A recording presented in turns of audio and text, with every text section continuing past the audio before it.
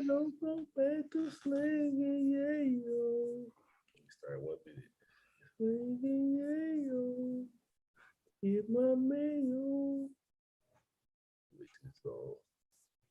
I don't go back. All right, welcome back to PoPolitickin.com, your home for self-help meets hip-hop.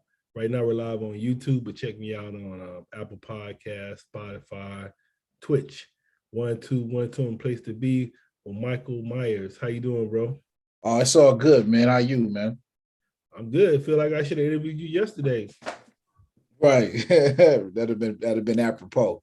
What's up, man? I thought you was gonna be like when I was thinking Mykill Miers. I was like, oh shit! I thought you was gonna come in with the uniform, the mask on, all that shit, all that. Nah, man. I've been doing this too long, man. That's a little corny for me now. But if it was just 20 years ago, definitely I'd have been in full garb. So why you go by Mykill Miers? Birthday was yesterday, so first name is Mykill, so it kind of just made sense. You know what I mean? Your birthday was yesterday? Yeah, birthday's Halloween. Happy birthday! Thank you, bro. Appreciate it. What did you do? Just chilling, man. I got kids and a wife now, man. I'm in this doctoral program, man. So I was chilling. We had a little party on Saturday, but these days, man, like you was talking earlier, man, naps is life. So doctoral program? Yeah, get my doctorate in educational leadership and social justice. Well, so what you gonna do with that? Try to be a superintendent of schools, man, and then probably hopefully eventually, man, get into the policy of curriculum and things of that nature, man. Try to dismantle the school to prison pipeline thing, man. So yeah, because that's what I was talking to my wife about, because I got an MBA and a master's in psychology, but I was telling her like sometimes like if you're going for even a master's or a PhD, like you got to know what you're gonna do with it, because I noticed, like, say, like now, if I apply with an MBA with these jobs, these people looking at me like, okay, you got an MBA, why you ain't start your own business? Shit like that. Right. Right. So they be like, I be like, damn. So I be like, man, it's kind of cold how they got the system right now. Then still, even when you get all that stuff, you still got to know the right people to get in. Yeah, it's a hustle game, man. It's kind of who you know, not so much what you got, it's who you know. So I'm already in the school system now, so hopefully it's an upward trajectory for me to get to where I need to get to. Yeah, that's why I was telling my wife. I said it seems like the thing is now is to get your foot in the door of wherever where you want to be, then get the education. Right? You got before it seemed like it's kind of harder to get in, but if you say you go in with the company with a bachelor's or a master's, then it's better you go get a PhD instead of trying to get the job PhD, because they ain't gonna hire you as an executive if you don't got the experience. Like all them jobs, it be kind of it was always like always look at them jobs funny, man, because like some of them jobs would be like, oh, you need a master's. But then they'd be like, you need 10, 15 years experience. You're like, damn. Right.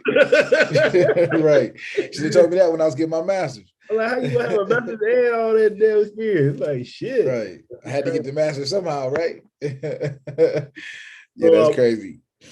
So where you from? I'm from a city called Carson, man. Carson, California. It's right next to Long Beach, right next to Compton.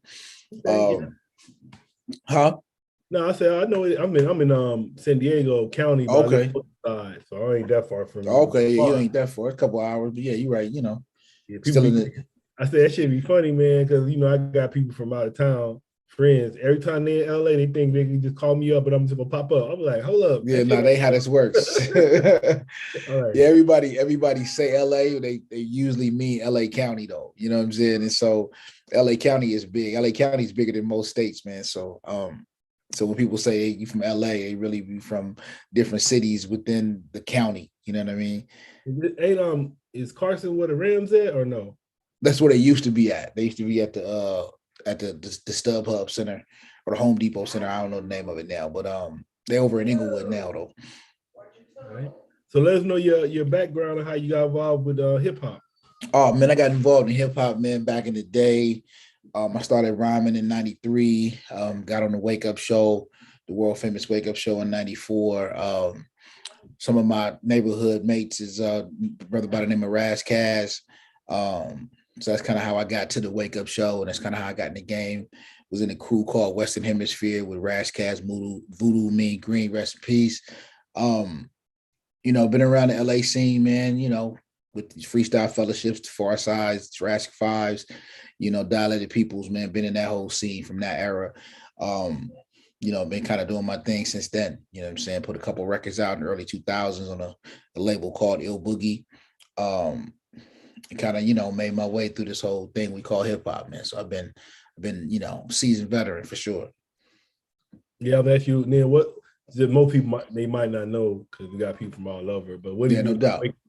As far as the Wake Up Show, you talking about the Sway show, right? Yeah, it was a show. It started in the Bay, started in I want to say San Francisco at a radio station called KMEL, and then they came down to LA to do one of the bigger radio shows down here called 92.3 The Beat.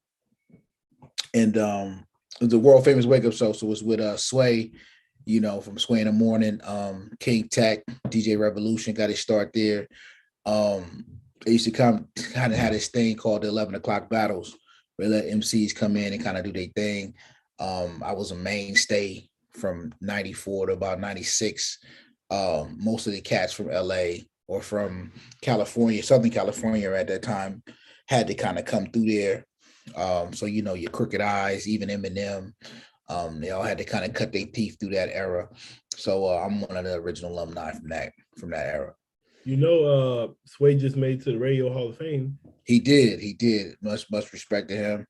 The Wake Up Show was a one of a kind thing, man. It's kind of like the radio version of Yo MTV Raps. You know what I'm saying? If you had to come through LA, all your big artists had to come through there. So I met everybody who's everybody in hip hop back then. KRS-One, Kool G Rap, Big Daddy Kane, Biggie. I met Biggie there before he passed. Lords of the Underground, man, Brand Nubian, everybody had to come through there, man. So it was one of them spots, man. It was it's kind of like Haley's comment, man. There'll never be a moment like that in hip hop again, unfortunately. But that was a good time in hip hop, and I'm one of them lucky enough to be one of the alumni from that era.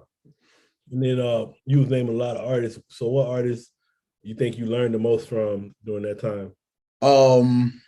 Probably, I think my first sound advice was from Eazy-E before he passed. He had a show called West Side Radio with DJ Julio G from out here. That was just before the Wake Up Show. So every now and then I get there early, I see him, and we just politic about the music business and, how to sell records. He was one. Freddie Fox was another one, man. I got a lot of information from. He's the reason why I got my ASCAP game up, my publishing game up. He gave me that early advice in the game. A lot of cats took me under their wing, man. Like, DJ E Swift from Alcoholics, King T, a lot of them dudes kind of, groomed me up, man. So I learned the business probably before I really even got into the business. You know what I'm saying? Yeah, I had Razzcast on the show, I want to say around last year. So how you hooked up with Razzcast? We was from the same neighborhood, man. So he was dancing at the time when, we were like junior high school or whatever. He's a couple years older than I am. And so, we used to give him a ride back and forth to El Camino College when he was going to school there. And I was literally driving him to most of his record label meetings, man, when he was shopping his deal before he got the priority deal. So he and I were close back in the days, man, through time and just life, you know what I'm saying? We kind of, grew apart, no beef and nothing. But, he do his thing, I do my thing, see each other, we'd be all the same spot. So, you know what I'm saying? You can't really say Carson and not mention us too. What's up? And then, so who are some of your influences? I got a lot of influences, man. I think early on, man, probably cats like Kool G Rap, Chill Rap G was a mainstay. Chuck D, of course, Big Daddy Kane, all your classic dudes from that era, Rakim. Ice Cube was one of my favorites, man. Scarface, another one of my favorites. Yeah, just I was a kid. I'm same age as hip hop, like a year younger. So, a lot of cats from that what we call the golden era, that 88 to 93, 94. I looked up to, man. So Chuck D, Big Daddy Kane, KRS-One, Kool G Rap, Master Ace. Them dudes was like rap gods to me now. And then how would you describe your style? I'm probably a mix. If I had to to describe it specifically, probably a mix between Scarface and Coogee Rap, man, with a splash of Slick Rick. I always be like, I be kind of like laughing when people say that stuff though. Cause I be like, people be named like the tightest rappers when they be saying that. So Right. Every time you say that, I be like, man, you gotta live up to that. You saying that, but I already know you live up to it. But people be named the tightest people. Right, so right. I guess give us an example of each one of those people. Scarface, man, because Scarface is kind of visual. And some of the ill raps that I write is kind of based off of early Scarface. Like he was able to kind of describe things visually. You know, Slick Rick, because of that level of storytelling, especially for cats from back in that day. You know, they would write, you know, children's story, you know what I'm saying? Even like Fresh Prince, early Fresh Prince, man, with, you know, Girls and Nothing But Trouble and all that other stuff. And, you know, a little Coogee Rap, just because of the double entendres and that Queens flow, you know, was heavy on me when I was a kid. Like I said, Chill Rob G, cats like that. You know, Large Professor, Nas. I was a real Queens dude back when I first, you know, LL, you know what I'm saying? All them dudes from Queens was kind of heavy influences on me. So that's why I'd say that. So you like the storytellers? Yeah, you know what I'm saying? Like I feel like that's an element of hip hop, especially nowadays, that's lost. It's like a lost art. You know what I'm saying? Cats don't really, you know, at least younger cats don't really get into the storytelling as it once was. You know what I'm saying? Like, you know, your Slick Ricks, even some of your better MCs always have some good stories. You know what I'm saying? And you just really don't get that from young cats now. It's really ain't they bag. They into something else. That's no disrespect to them, but they just ain't really in the storytelling bag like that. And then what do you want the listeners to know about you? That I pay attention to the craft. You know what I'm saying? The craft of emceeing. You know what I'm saying? Like for me, it's an art form. So there's levels to it, you know what I'm saying? And it's like with any artist, even painters, there's an art to it. And so I want the listeners to, like, you know, when you listen to my raps or listen to my songs or listen to my albums, know that there was time and craft into it, not just, you know, somebody just trying to put words together. Like my words, you know, some of my stories make sense. You know what I'm saying? Some of the ways I put things together, some of the metaphors are on top of metaphors are kind of crafty in the whole sense of art form. So what I was asking you, so what is the craft of emceeing? Being able to make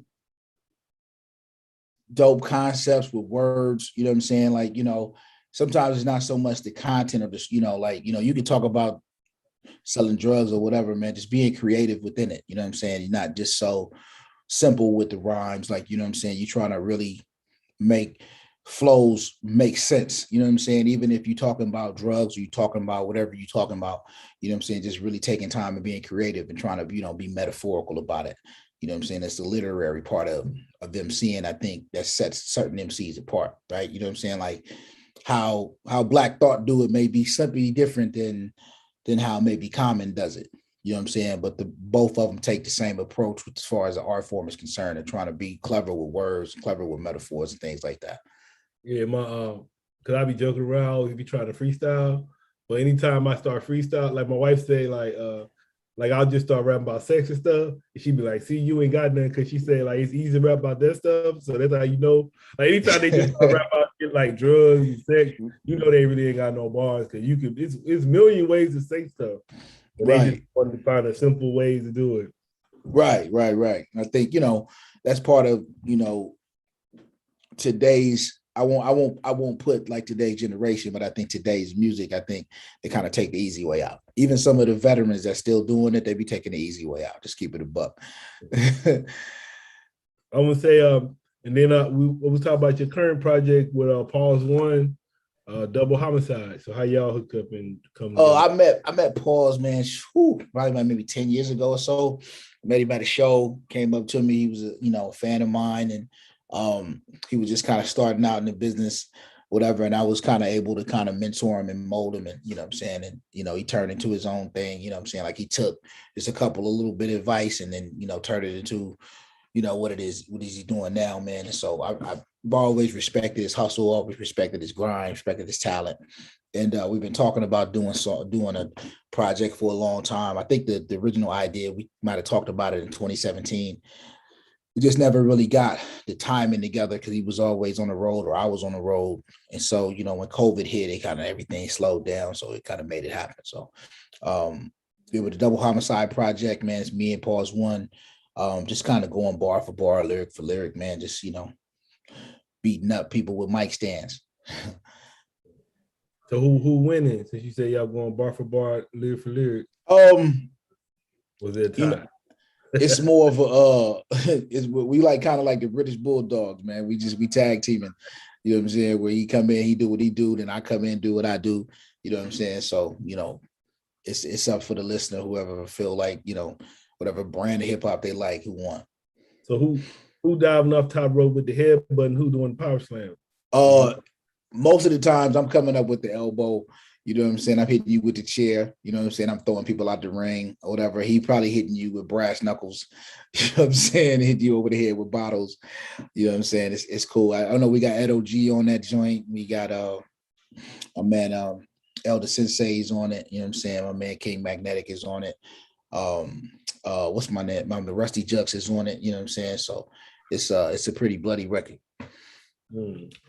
And where is it available at? It's available on all digi platforms, man. You get it on Spotify and Apple Music and YouTube Music and you know, whatever your title is, you know, whatever your brand of liquor is as far as streaming is concerned, is available there. We got pre-orders for we doing cassettes and vinyl on a limited basis. So that'll be available in a couple months, man. And you get it on my bank or Pause One's Bandcamp. But it's all over the digi sites though, for sure. You know, I was gonna say, so I was gonna talk about that. So like you was talking about cassettes, and then even with CDs, like I know a lot of cars, they don't have the CD players in there no more. Right. And even for the cassettes, you actually gotta have a cassette player. So right, like people still make art that way, but what you feel like it's no new technology like that? Yeah, it's I know tapes are making a comeback, you know what I'm saying? So people are making different types of, you know, MP3 player type, cassette type things. So that's dope in and of itself, you know what I'm saying? That all that stuff is, you know, what we grew up on is now what they consider vintage now. So a lot of these younger cats are kind of going for it. Vinyl has still been consistent over the last couple of years. And so, you know, you still got DJs that play vinyl, but you got cats that they selling turntables at Target now. So, you know what I'm saying? So I think it's cool just from an art standpoint to give people something tangible to touch, man. Like I think for us growing up, being able to go to the store and buy tapes and CDs and vinyl or whatever was something that was, you know, important. You know what I'm saying? Like looking at the liner notes. I know it was important for me as a kid. I was gonna say that. I really used to like listening. Yeah, I used to be in the liner notes, seeing where they recorded at, who played what instrument on what, where, you know, what city they recorded it in, what studio they recorded it in. A lot of that stuff was important to me. So I like to keep that aesthetic going. You know what I'm saying? So that's why when I be thinking about it, I was like, is that the reason why they got rid of it? Just so that people won't know that shit? That's why I was like, I'm trying to figure out why they got rid of it, because like I mean, it got like you got to figure. My first record came out in 2000 and vinyl was still a thing. And then by the second record, which was the next year in 2001, CDJs were a thing, right? Because everybody was making CDs. Vinyl just became too expensive to make, and people wasn't buying it at the same rate they was. So, but it's like I said, it's made a comeback over the last 5-6 years. But vinyl is hella expensive though. I'm keep it a buck. You know what I'm saying? That's one of the reasons why it kind of fell off, because it just costs too much to make. You know what I'm saying? It's only, and you can't sell it to everybody. Like you can't play it in the car. So it was really a heavy DJ based product for a while, and so now it's more of a novelty now. So everybody's doing vinyl like on a limited basis. Man, so what's next for you? Well, I put 4 albums out last year, man. I put like an album a month out for the first couple of months, man. Actually, that was this year. I wrote it last year. So from January to April, man, I put out 10 songs, 4 10-song albums, man. And so now, man, I'm just kind of I'm in this doctoral program doing that, man. I do a lot of stuff behind the scenes, man. I did some music for Michael B. Jordan's company for the Netflix deal he got. So got a couple things coming out on the movie end and on TV end. I've always been doing music licensing for the last 15 years. So I always got stuff doing that, man. So I'm always working. It's just a matter of who knows it and who don't. Yeah, I'll ask you what's some of your interests outside of music. Definitely, like we were talking about off the air, man, that school to prison pipeline, man, trying to dismantle that. Giving back to the community, man, trying to help out these kids, man. And then, doing music for different types of entertainment. You know what I'm saying? Like I do a lot of music for like the NFL Network, NBA TV, TBS, you know what I'm saying? Just kind of putting hip hop in the right spots. Like I did a Papa John's commercial last year. Just putting hip hop in the right spaces, you know what I'm saying? And being able to get paid for it is something that I didn't imagine when I started rapping some 20 some odd years ago. So the fact that I can do it now and still feed my family is kind of the joint. Man, what do you mean by school to prison pipeline? So yeah, so how the education system is set up, man, young Black and brown kids are kind of, by the time they hit fourth grade, they start to get criminalized, you know what I'm saying? So they go from fighting to, in the fourth grade to the fifth grade, now they assaulted somebody, right? Or, they didn't take somebody's money, they robbed them, right? And so those things start to kind of equate to, like, as they get older, they start getting more and more contact with law enforcement because of some of the things that the school has set up when they was in elementary school. So by the time they hit middle school, they start getting criminal records, man. By the time they get to high school, they start going to juvenile hall, and then right after high school, they go to prison. And so a lot of it is a direct correlation to how the school system polices us, you know what I'm saying, or polices Black and brown kids. So I want to do away with some of that systemic racism that's within the education system, and then kind of educating the families and the kids, man, about the resources that they have to kind of stay away from that kind of stuff. Like there's tons of money out there, tons of resources for these kids to be able to succeed. They just don't know about it. You know what I'm saying? So I'm trying to put that out there. And I know a lot of teachers are like, especially like the white female teachers, they already like act like they scared of the kids anyway. Right. They already they be ready to call a little kid be 12 years old. They already acting like everything he do is criminalistic and all that. Right. That's how they already see Black men anyway. Right. So it starts early. Like, at what point does your kid go from being this little cute little second grader to this violent fourth grader? Right. Like I got kids in my district where kid is in the second grade. He already been suspended 5 days already. You know what I'm saying? Like if he's in the second grade, how violent is he really? You know what I'm saying? He ain't taller than this marker, right? I'm looking at. So how he violent. Well, how can you go about fixing that? Just trying to get into the policy, man, changing some of the policies and how they, the zero tolerance and some of that. One, it starts with trying to educate teachers on how to deal with kids like us. And then two, giving them the resources to be able to find other alternatives, as opposed to like, sometimes it's how you come at a kid, not so much what the kid is doing, right? And so, and then putting resources in place for the families, man, so they can understand, like a lot of these kids don't have, stable homes or where they can get access to getting help doing homework. So they get to the fourth, fifth grade, they can't read. So yeah, they're gonna cut up at school. So how do we help that? How do we help them at home? How do we help the foster kids? You know what I'm saying? How we help the group home kid? So there's a lot of things that we can do in the community to fix that. So it starts there. And then what's the average day for you right now? The average day, after I get off work, man, I'm reading. I got mad reading for this doctoral program, man. I'm reading like 600 pages a day, man. I got 4 or 5 books I'm reading, man, papers to write. So, music it happens when it happens, man. So somebody called me, I'm willing to do it, let's work. But in between that, man, it's work and school and kids and family. 600 pages a day? Pretty much, bro. I'm sitting here. Before this, I was reading this book, and I think I got about 100 pages in since I got off work at 4 o'clock. So, wow. So it's how kind of what we call the grad school skim. Like shit. Yeah, I had to get an audio book or something. That's a lot. Yeah, it's crazy, man. And not all of them on audiobook. That's the worst part. You know what I'm saying? So I gotta sift through it. Sometimes I gotta skip through it, kind of get to the major parts, highlight this, highlight that, get back to it, make notes. So it's a grind for real. And then what would you like to say to your fans and supporters? Man, I appreciate y'all hanging there with me for the last 20-something years, man. The 20-year anniversary of my second album, The Second Coming, was Friday. That album still selling a lot of copies overseas, man. Still getting streamed a lot, man. So I appreciate that, man. Appreciate y'all hanging in there with me, man. Hope y'all check out this Double Homicide, man, and you feeling it. You know what I'm saying? And maybe we'll do a full length one after that. You know what I'm saying? I hope you get involved with trying to get some of the merch that's involved with it. We're getting t-shirts, we're getting, like I said, cassette tapes and vinyl. Just thanks, continue to support, man. I'm on Instagram, Twitter, Facebook, man. Holla at your boy. All right, man. What's your social media? You catch me at Instagram at Mykill Miers Official. I'm on Twitter at Mykill Miers, and I'm on Facebook at Mike Arrington or Mykill Miers Music.